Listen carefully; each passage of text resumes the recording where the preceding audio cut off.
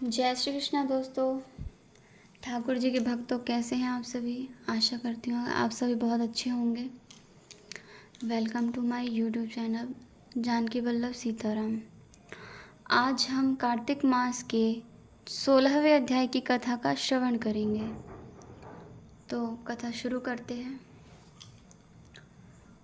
नारद जी कहते हैं कि अब मैं दीपदान तथा भगवान के मंदिर में मार्जन मतलब झाड़ू का वही महात्म्य कहता हूँ जो ब्रह्मा जी ने मुझे बताया था।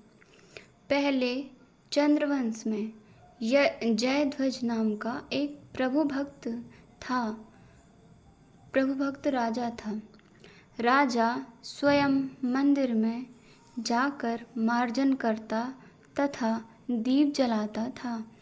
एक समय वीतिहोत्र नाम वाला राजपुरोहित वहाँ स्वयं राजा को यह काम करते हुए देखकर विस्मय से पूछने लगा कि हे राजन, भगवान को प्रसन्न करने के लिए और भी अनेक भक्ति के कार्य हैं, परंतु आपकी श्रद्धा मंदिर में मार्जन तथा दीप जलाने में इतनी अधिक क्यों है?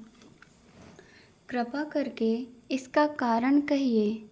तब राजा हाथ जोड़कर बड़े नम्र भाव से कहने लगा कि महाराज, इस संबंध में मेरे पूर्व जन्म का एक अत्यंत विस्मयकारी इतिहास है जो भगवत कृपा से मुझे इस जन्म में भी स्मरण है।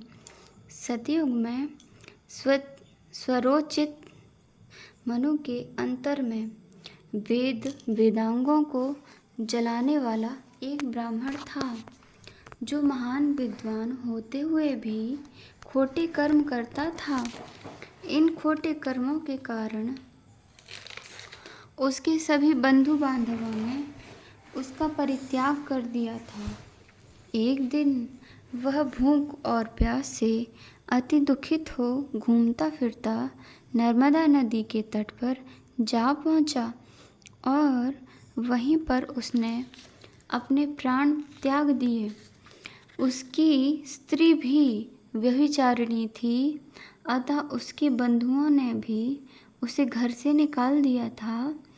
उसके गर्भ से दंडकेतु नाम वाला महापापी मैं उत्पन्न हुआ, परंतु स्त्री तथा पैसे के अभाव में मैंने गौ, पशु तथा अनेक मनुष्यों की हत्याएं की। एक रात्रि को किसी दूसरे की स्त्री से भोग करने की इच्छा से एक सूने मंदिर में मैं गया।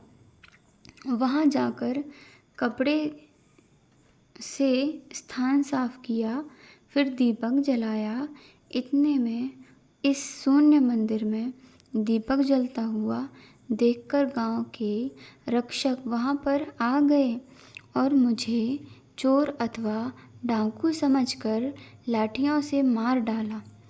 देह से प्राण निकलते ही भगवान के दूत वहां पर आ गए और मुझको सुंदर विमान में बिठाकर बैकुंठ को ले गए। कार्तिक के महीने में भगवान के मंदिर में दीपक जलाने तथा झाड़ू से मुझे इतना फल मिला कि कई कल्पों तक स्वर्ग का सुख भोग कर फिर मैंने चंद्रवंश में जन्म लिया है। यदि श्रद्धा और भक्ति पूर्वक कार्तिक के महीने में यह सब कार्य किए जाएं, तब तो उसके पुण्य का कहना ही क्या है, अनंत फल प्राप्त होगा।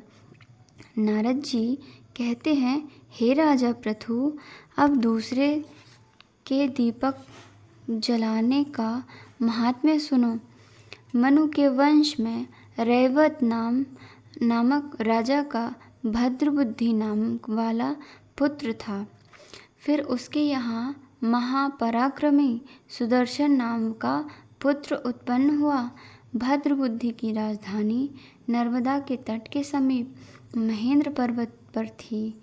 एक समय सुदर्शन वन में शिकार खेलने के लिए गया। अपने साथियों के साथ घूमते फिरते उसने नदी के उस पार एक सुंदर कन्या को देखा। तब अपने साथियों को वहीं पर छोड़ घोड़े पर सवार हो सुदर्शन तत्काल नदी के उस पार जा पहुंचा। वहां उस रूपवती कन्या को देखकर वह उस पर मोहित हो गया। कन्या की शोभा युक्त उस बलशाली वीर पुरुष को देखकर लज्जा को प्राप्त हुई। फिर सुदर्शन के पूछने पर उस कन्या ने बताया कि वह गौड़ राजा की पुत्री है और उसका नाम मदनालसा है। अपनी सखियों के साथ क्रीड़ा करने के लिए यहाँ पर आई है। तत्पश्चात उन दोनों ने गंधर्व रीति से वहीं पर अपना विवाह कर लिया और कुछ समय तक नर्मदा नदी के तट पर विहार करके पुनः अपने घर पर आकर आनंदपूर्वक रहने लगे।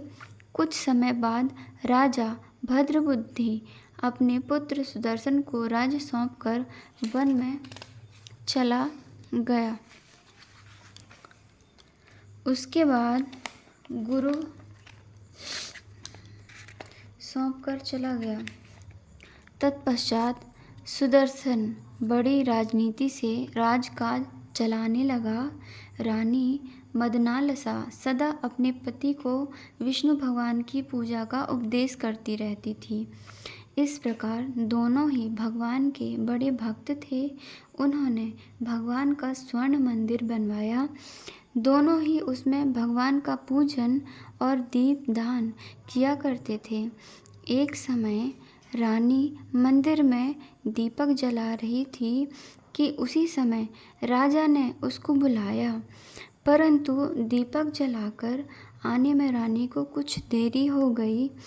तब सुदर्शन ने क्रोधावेश में आकर रानी से कहा कि तुम तो कहा करती थी कि पति ही स्त्री का देवता है, फिर इस दीपदान में इतनी देर लगाकर तुमने मेरा अनादर क्यों किया? यदि देर से आने का कोई गुप्त कारण है तो बताओ। सती साध्वी मदनालसा बड़े मीठे वचनों से बोली कि महाराज, मैं दीपदान का महत्व आपसे कहती हूँ। मदनालसा कहने लगी कि अब मेरा चरित्र सुनिए। पिछले जन्म में मैं अन्न कण ग्रहण करने वाली चूहिया थी। एक दिन गोदावरी के तट पर भगवान के मंदिर में रात्रि को जलता हुआ दीपक बत्ती छोटी होने से बुझने लगा। मैंने बत्ती को लोभ से पकड़कर उठाया तो उस समय दीपक तो जल गया, परंतु मेरा मुख भी जल गया। इससे दुखी हो मैं मृत्यु को प्राप्त हो गई। परंतु क्योंकि रात्रि के समय भगवान का दीपक प्रज्वलित कर दिया था, इसी कारण मैं ऐसी रूपवती आपकी रानी बनी। यदि श्रद्धा पूर्वक भगवान के मंदिर में दीपदान किया जाए तो उसके फल का तो कहना ही क्या है। अपनी रानी के मुख से यह सब सुनकर सुदर्शन कार्तिक मास में व्रत करके आजीवन भगवान के मंदिर में दीपदान करता रहा और अंत में वैकुंठ को प्राप्त हुआ। अब हम श्री तुलसी जी की चालीसा का पाठ श्रवण करेंगे। श्री तुलसी महारानी करूं विनय सिरनार, जो मम हो संकट विकट दीजे मात नशार। नमो नमो तुलसी महारानी, महिमा अमित न जाए बखानी, दियो विष्णु तुमको सन्मान, जग में छायो सुयस महान। विष्णु प्रिया जय जयति भवानी, तिहु लोक की हो सुखदानी। भगवत पूजा करे जो कोई, बिना तुम्हारे सफल ना होय। जिन घर तब नहीं होय निवासा, उस पर करहि विष्णु नहीं वासा। करे सदा तब नित सुमिरन, जो तब निति सुमरन, तेहि के काज होय सब पूर्ण। कार्तिक मास महात्म तुम्हारा, ताको जानत सब संसार। तब पूजन जो करे कुंवारी, पावे सुंदर वर सुकुमारी। करे जो पूजा नित प्रति नारी, सुख संपत्ति से होए सुखारी। वृद्धा नारी करे जो पूजन, मिले भक्ति मुख होवे पुलकित मन। श्रद्धा से पूजे जो कोई, भवनिधि से तर जावे सोई।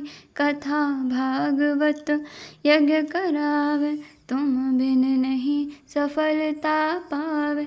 छायो तब प्रताप जग भारी, ध्यावत तुम्हि सकल चित नारी। तुम्हि मात यंत्रन तंत्रन में, सकल काज सिद्धि होवे क्षण में। औषधि रूप आप हो माता, सब जग में तब यश विख्याता। देव ऋषि मुनि और तपधारी, करत सदा तब जय जयकारी। वेद पुराणन तब यश गाया, महिमा अगम पार नहीं पाया। नमो नमो जय जय सुख करणे, नमो नमो जय दुख निवारणे। नमो नमो सुख संपत्ति देने, नमो नमो अघ काटन छेने। नमो नमो भक्तन दुख हरणे, नमो नमो दुष्टन मद छरणे। नमो नमो निज भक्त उबारणे, नमो नमो जन काज सवारणे। नमो नमो जय कुमति नशावनी, नमो नमो जय सुमति बढ़ावनी। नमो नमो निज जन अपनावनी, नमो नमो सुख सब सुख उपजावनी। जयति जयति जय तुलसी माई, ध्याऊं तुमको शीश नवाई। निज जन जानि मोहि अपनाओ, बिगड़े कारज आप बनाओ। करूं विनय मैं मातु तुम्हारी, पूर्ण आशा करहूँ हमारी। शरण चरण कर जोरी मनाऊं, निश दिन तेरे ही गुण गाऊं। करहूँ मात अब मोह पर दाया, निर्मल होय सकल मम काया। मांगो मात यह वर दीजे, सकल मनोरथ पूर्ण कीजे। जानो नहीं कुछ नेम आचारा, क्षमहु मात अपराध हमारा।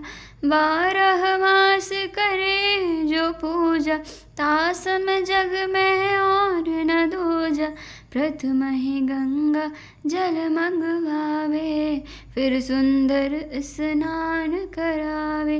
चंदन अक्षत पुष्प चढ़ावे, धूप दीप नैवेद्य लगावे। करे आचमन गंगा जल से, ध्यान करे निर्मल हृदय से। पाठ करे फिर चालीसा की, स्तुति करे मात तुलसा की। यही विधि पूजा करे हमेशा, ताकि तन नहीं रहे कलेशा। करे मास कार्तिक का साधन, सोवे नित पवित्र मही आसन। करे कामना जो मन माही, सो सब निश्चय सिद्ध होए जाहि। है यह कथा महा सुखदाई, पढ़े सुने जो भव तर जाए। यह श्री तुलसी चालीसा, पाठ करे जो कोय। गोविंद सो फल पावहि, जो मन इच्छा होय, जो मन इच्छा होय। तुलसी महारानी नमो नमो, हरि की पटरानी नमो नमो।